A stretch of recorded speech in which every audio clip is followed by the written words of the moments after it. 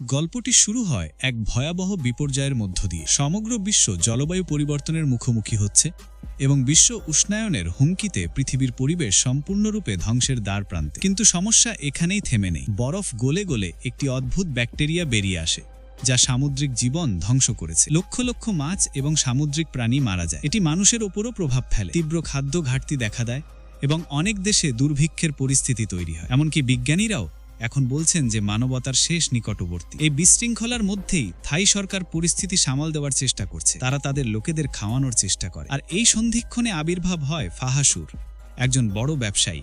সে যে কোনো কিছু করতে পারে। ফাহাসু মানুষকে খাওয়াতে চায়। কোনোভাবে সে এমন মাছ সহজলভ্য করে তোলে যা ভোজ্য, অথচ বাকি বিশ্বের সামুদ্রিক জীবন নিশ্চিহ্ন হয়ে গিয়েছিল। কিন্তু ফাহাসুর মাছগুলো জীবিত ছিল।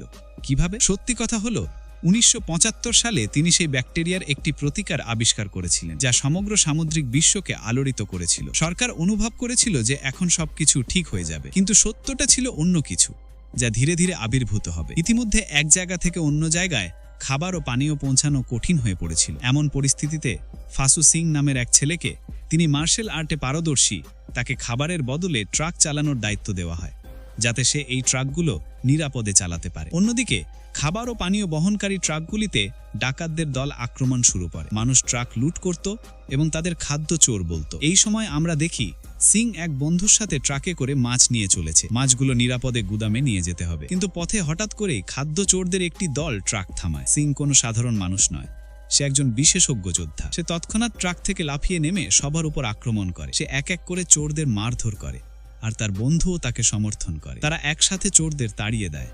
মারামারিতে কিছু খাবারের বাক্স ভেঙে যায়। তখন তারা দুজনেই ট্রাক নিয়ে গুদামে পৌঁছায়।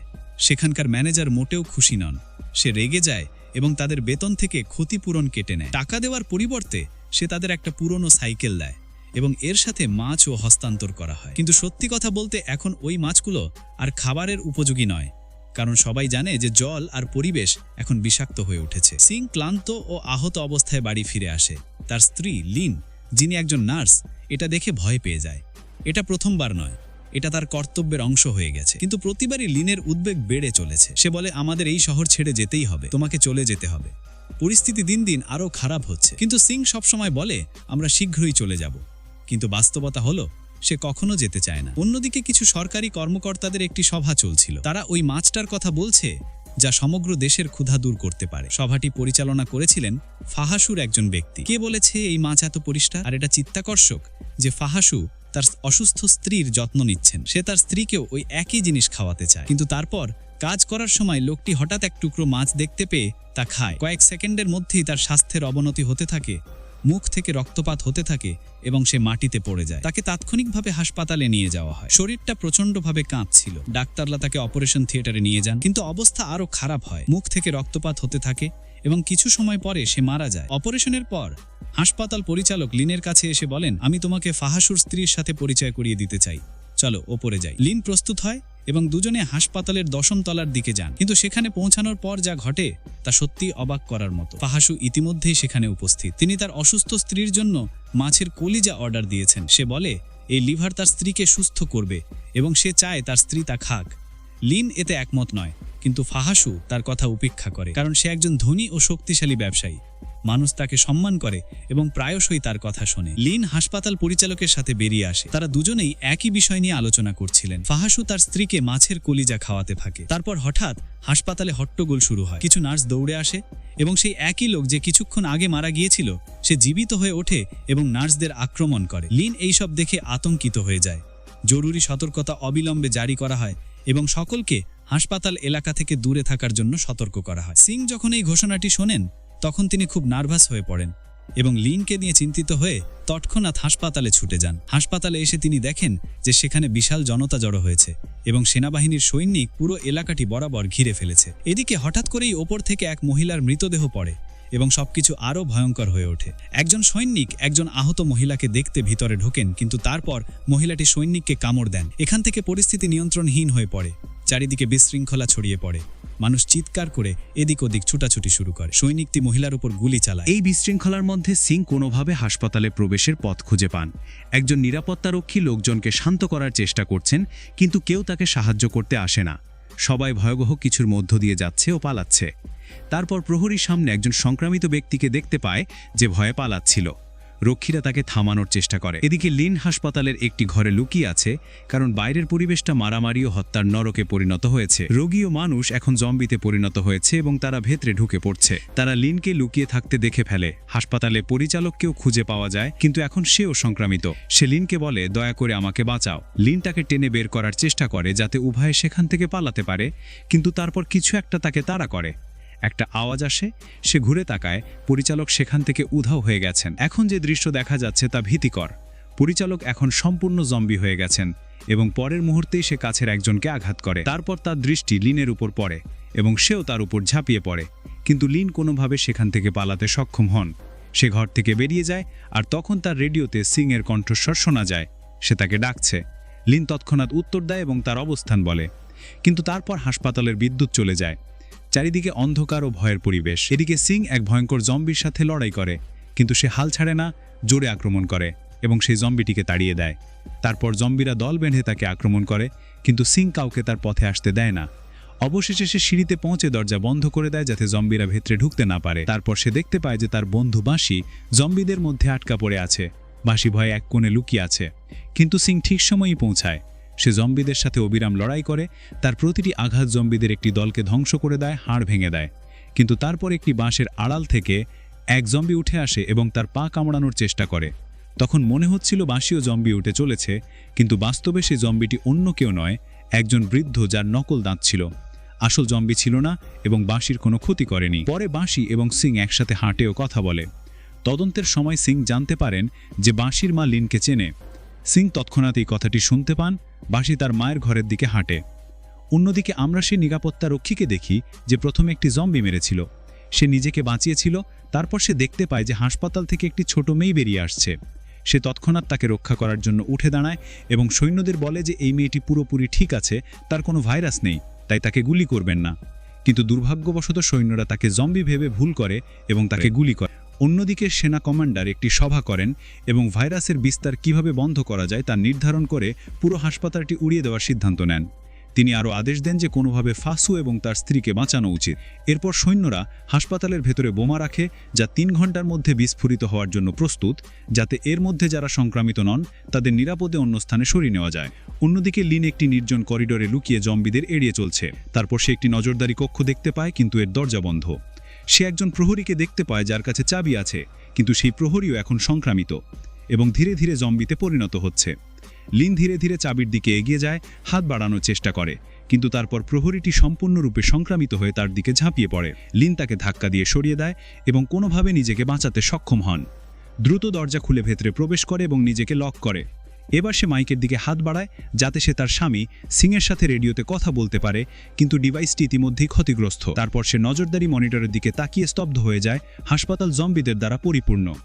অন্যদিকে সিং এবং বাঁশি একসাথে 5ম তলায় পৌঁছায়, যেখানে বাঁশির মা মিঙ্কের ঘর খুঁজে পেতে পারে, কিন্তু বাঁশিকে হুইলচেয়ারে বসে থাকতে দেখা যায়। একটি জম্বি উপস্থিত হয় এবং তার অবস্থা দেখে হাসে। এই হাসিটা যেন একটা জম্বি হাসি। দুজনের দৃষ্টি আকর্ষণ করে এবং তারা দৌড়াতে শুরু করে। সিং সাহসের সাথে জম্বিদের সাথে লড়াই করে এবং বাঁশিকে নিয়ে একটি ঘরে লুকিয়ে থাকে, কিন্তু সেই ঘরে একজন বৃদ্ধ লোক এবং তার ছেলে ইতিমধ্যে উপস্থিত। দুজনই সংক্রামিত হয়েছেন এবং শীঘ্রই জম্বি হতে চলেছেন। জম্বিরা দরজা ভেঙে ভেতরে ঢুকে পড়ে, তাই সিং জানালা দিয়ে বেরিয়ে যায়। বাঁশিও তাকে ডাকে, কিন্তু বাঁশি ভয় পায়, কারণ এখন ঘরে অনেক জম্বি ঢুকে পড়েছে এবং সেখানে উপস্থিত পিতা এবং পুত্র সিংকে আক্রমণ করছে। সিং উপরের তলায় পৌঁছানোর জন্য স্তম্ভ বেয়ে ওঠে, কিন্তু বাঁশি মাঝখানে আটকা পড়ে। একটা জম্বি তাকে ধরতে চলেছে। ঠিক তখনই সিং ফিরে আসে এবং তাকে বাঁচায়। অবশেষে দুজনে মিঙ্কের ঘরে পৌঁছায়। বাঁশি তার মায়ের কাছে দৌড়ে যায়, কিন্তু এখানে একটা বড় সত্য প্রকাশিত হয়। মিঙ্কো এখন সম্পূর্ণরূপে সংক্রামিত এবং যে কোনো মুহূর্তে জম্বি হতে পারে। মিং সিংকে বলে যে লিন হাসপাতালের 10ম তলায় আছেন, কারণ তিনি সেখানে একজন রোগীর সেবা করছিলেন। মিং তার ছেলেকে বলে যে সে সিংয়ের সাথে যাক, কারণ সে যদি থাকে তাহলে মিং তার ক্ষতি করতে পারে। বাঁশি যেতে রাজি নয়, কিন্তু সিং জোর করে তাকে সেখান থেকে নিয়ে যায়। কিছুক্ষণ পরেই মিঙ্ক একটি জম্বিতে পরিণত হয় এবং জোরে চিৎকার করতে থাকে। তার কণ্ঠস্বর শুনে অন্যান্য জম্বিরাও জড়ো হয়। তারা প্রচুর সংখ্যায় তাকে কাঁধে তুলে নেয় এবং ফিরে আসে। জম্বিদের সাথে লড়াই করার সময় সিং কোনোভাবে সেখানে পৌঁছাতে সক্ষম হন। অন্যদিকে লিন ক্যামেরার দিকে তাকিয়ে দেখে যে ফাহাসুর স্ত্রীর ঘরটি এখনও নিরাপদ এবং কোনো জম্বি নেই। সে তৎক্ষণাৎ সেই ঘরের দরজার কাছে যায় এবং জোরে ধাক্কা দেয়।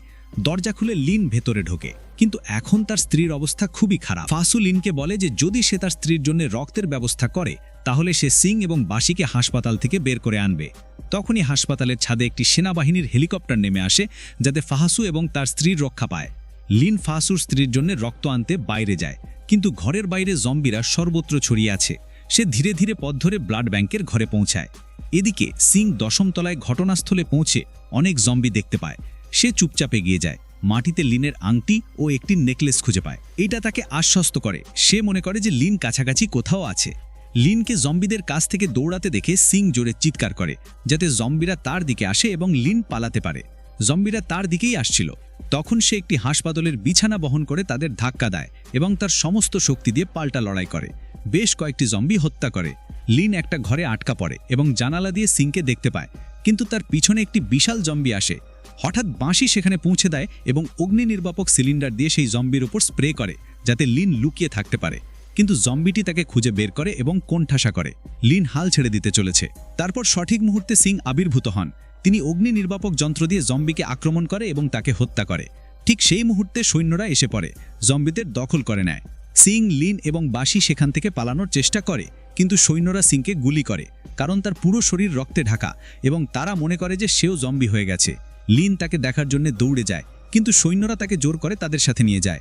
তারপর একটি জম্বি সিংকে আক্রমণ করে। যখন সে মারা যেতে চলেছে তখন অন্য একজন জম্বি সৈনিকের ওপর ঝাঁপিয়ে পড়ে এবং তাকে হত্যা করে। বিশৃঙ্খলার মধ্যে লিন সৈন্যের কাছ থেকে পালিয়ে সিংকে একটি খালি জায়গায় টেনে নিয়ে যায়। তার আঘাতের চিকিৎসা করে। ধীরে ধীরে সিং জ্ঞান ফিরে পায়।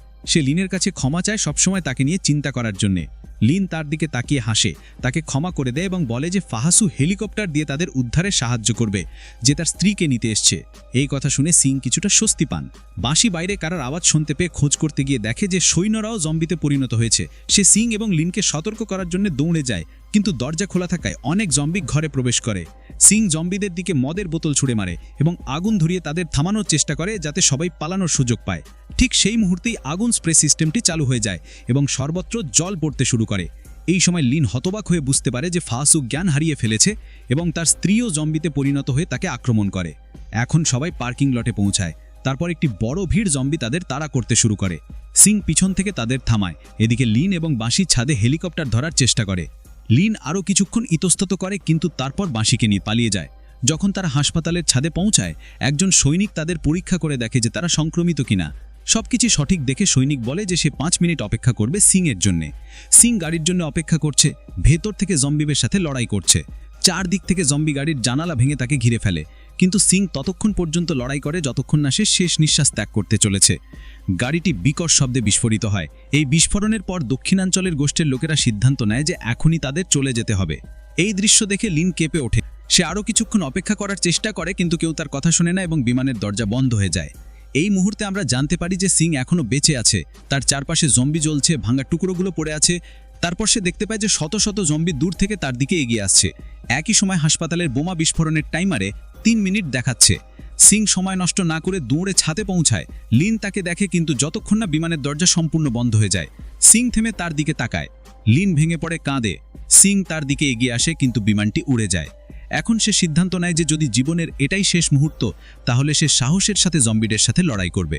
কিছুক্ষণ পরে প্রচণ্ড বিস্ফোরণে হাসপাতালটি কেঁপে ওঠে। এইদিকে লিন নিজের চোখে সবকিছু দেখছে। সে পুরোপুরি ভেঙে পড়েছে এবং বাঁশিকে জড়িয়ে ধরে ফুপিয়ে কাঁদে। পরের দিন আমরা লিনকে তার পোশাকে দেখি। সে একই গ্রামে ফিরে আসে যেখানে সে এবং সিং বড় হয়েছিলেন। সে সেখানে দাঁড়িয়ে থেকে স্বীকার করছে যে সিং আর এই পৃথিবীর জন্য প্রস্তুত নয়। সে এখনও আশা করে যে তিনি একদিন ফিরে আসবেন। আর তারপর শেষ দৃশ্যে মোড় আসে। আমরা দেখতে পাই যে হাসপাতালের ছাদের জলের ট্যাঙ্ক থেকে সিং জীবিত বেরিয়ে আসে। সে সেখানে নিজেকে লুকিয়ে রেখেছিল এবং বিস্ফোরণ থেকে রক্ষা পেয়েছিল। যখন সে বেরিয়ে এলো তখন সে বেঁচে থাকা এক জম্বিকে হত্যা করে। তারপর পূর্ণ আবেগ, ক্রোধ এবং সাহসের সাথে উঠে দাঁড়ায় এবং এই দৃশ্যের সাথে গল্পটি শেষ হয়। তো বন্ধুরা, আজকের এই গল্পটি তোমাদের কাছে কেমন লেগেছে সেটা অবশ্যই কমেন্ট করে আমাকে জানাও। আর এরকম ইন্টারেস্টিং গল্প পেতে চ্যানেলটি সাবস্ক্রাইব করে আমাদের পাশেই থাকবেন। আজকের মতো এখানেই বিদায় নিচ্ছি। দেখা হচ্ছে পরবর্তী ভিডিওতে। ভালো থাকুন, সুস্থ থাকুন। ধন্যবাদ সবাইকে।